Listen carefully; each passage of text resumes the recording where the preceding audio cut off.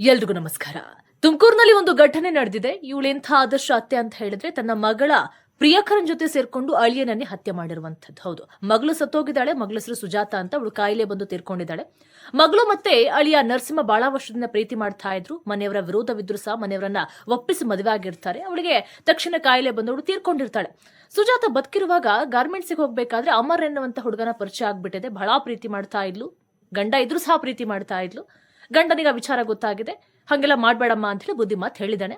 ತಕ್ಷಣ ಅವಳಿಗೆ ಏನೋ ಕಾಯಿಲೆ ಬಂದು ಅವಳು ತೀರ್ಕೊಂಡ್ಬಿಟ್ಟಿದ್ದಾಳೆ. ಆ ಗಂಡು ಮಗುವಿಗೆ ನಾನೇ ಅಪ್ಪ ಅಂತ ಹೇಳಿ ಅವಳ ಪ್ರಿಯಕರ ಅಮರ್ ಯಾವಾಗ್ಲೂ ಮನೆಗೆ ಬರ್ತಾ ಇದ್ದ. ಬಟ್ ಅದು ನರಸಿಂಹನಿಗೆ ಇಷ್ಟ ಆಗ್ತಾ ಇರ್ಲಿಲ್ಲ.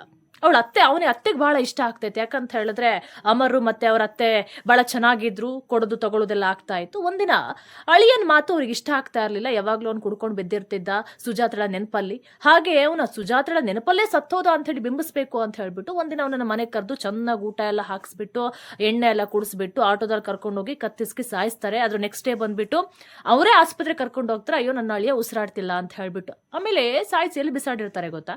ಸುಜಾತ ಏನ್ ಸತ್ತೋದ್ಲಲ್ಲ, ಅದೇ ಒಂದು ಸ್ಮಶಾನದಲ್ಲಿ ಅವರ ಅಳಿಯನನ್ನು ಕೂಡ ಅಲ್ಲಿ ಬಿಸಾಡಿರ್ತಾರೆ. ಯಾಕಂತ ಹೇಳಿದ್ರೆ ಅವಳ ನೆನಪಲ್ಲೇ ಸತ್ತೋದ ಅಂತ ಹೇಳಿ ಬಿಂಬಿಸ್ಬೇಕು ಅನ್ನುವಂಥ ಕಾರಣಕ್ಕೋಸ್ಕರ. ತದನಂತರ ಡಾಕ್ಟರ್ಗೆ ಅನುಮಾನ ಬರುತ್ತೆ.